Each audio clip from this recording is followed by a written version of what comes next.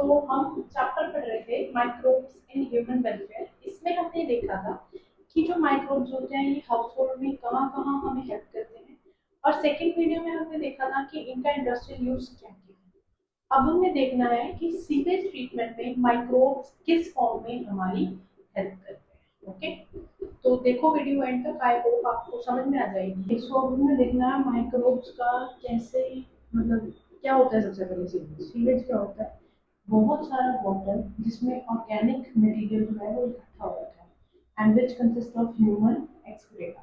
ठीक है, उसे हम सीवेज वाटर बोलते हैं। उसके अंदर बहुत सारा ऑर्गेनिक बॉडी होती है, ऑर्गेनिक मैटर होता है।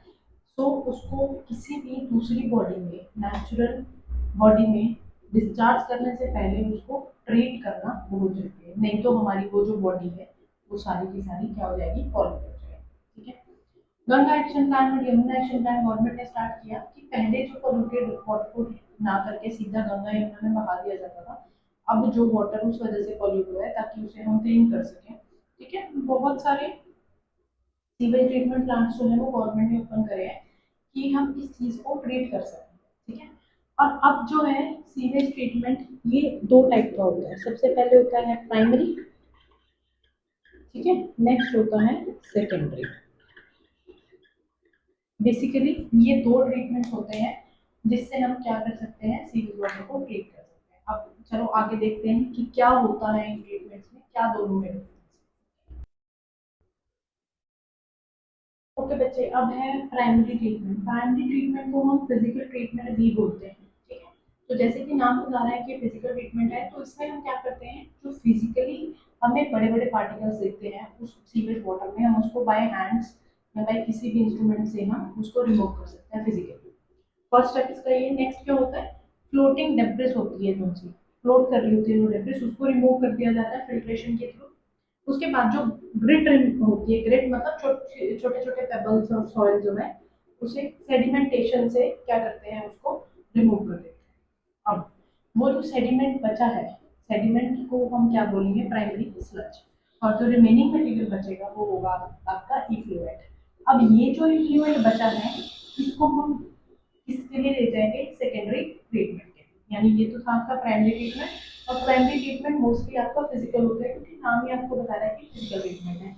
नेक्स्ट हम सेकेंडरी ट्रीटमेंट देखते हैं कि क्या होता है।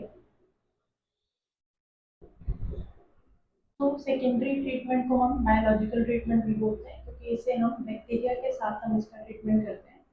जो इफ्लुएंट हमने रखा था सेकेंडरी ट्रीटमेंट में उसे हम पास करेंगे एरिएशन टैंक्स के थ्रू, और यहाँ पे प्रॉपर एयर की सप्लाई होगी एरिएशन टैंक्स के अंदर। ठीक है, फिर जो यूजफुल बैक्टीरिया होगा वो उसके अंदर ग्रो कर जाएगा और फ्लॉक्स बनाएगा। फ्लॉक्स क्या होते हैं, मास होते हैं बैक्टीरिया के जो फंजाई के साथ एसोसिएटेड होते हैं, मतलब बैक्टीरिया होता है जो अपनी एसोसिएशन रखता है फंजाई के साथ। ठीक है, फिर क्या होगा, जो ग्रोइंग माइक्रोब्स होंगे वो ऑर्गेनिक मैटर कंज्यूम करेंगे, ऑर्गेनिक मैटर कंज्यूम करेंगे तो बायोलॉजिकल ऑक्सीजन डिमांड जो है बीओडी वो रिड्यूस हो जाएगी। अब जब बीओडी रिड्यूस हो गई है तो इफ्लुएंट को जो बचा उसे हमने पास कर दिया सेटलिंग टैंक के अंदर। उस सेटलिंग टैंक में क्या होगा, जो बैक्टीरिया फ्लॉक्स जो यहाँ पे बने थे वो सेटल डाउन हो जाएंगे, और जो रिमेनिंग सेडिमेंट होगा उसे हम क्या बोल देंगे, एक्टिवेटेड स्लज। ठीक है, ये स्टेप दोबारा से समझ लो। जब बीओडी रिड्यूस हो जाएगी तो जो इफ्लुएंट होगा उसे हम पास कर देंगे सेटलिंग टैंक के अंदर।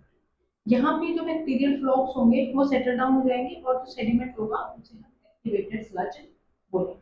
ठीक है, आगे देखो क्या स्टेप है इनके।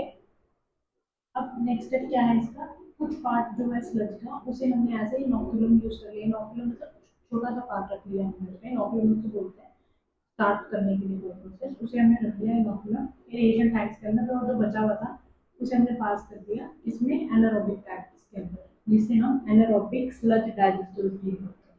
मतलब यहाँ पे एयर का कोई काम नहीं, पहले एरिएशन टैंक्स थे अब एनारोबिक टैंक्स। यहाँ पे हेट्रोट्रॉफिक माइक्रोब्स जो होंगे ये एनारोबिकली डाइजेस्ट कर लेंगे बैक्टीरिया और फंजाई को जो हमारे वहाँ पे प्रोड्यूस हुए। ठीक है, अब ये बैक्टीरिया को डाइजेस्ट करके क्या प्रोड्यूस करेंगे, मिक्सचर ऑफ गैसेस। उन गैसेस में क्या क्या होगा, कार्बन डाइऑक्साइड, हाइड्रोजन सल्फाइड और मीथेन। इन गैसेस को हम क्या बोलते हैं, ठीक है। आई होप ये प्राइमरी और सेकेंडरी ट्रीटमेंट जो है आपको समझ में आ गया होगा। ठीक है, so stay tuned, next video देखते रहो, ऐसे ही हम पूरा चैप्टर अपना जो है वो कंप्लीट करते हैं।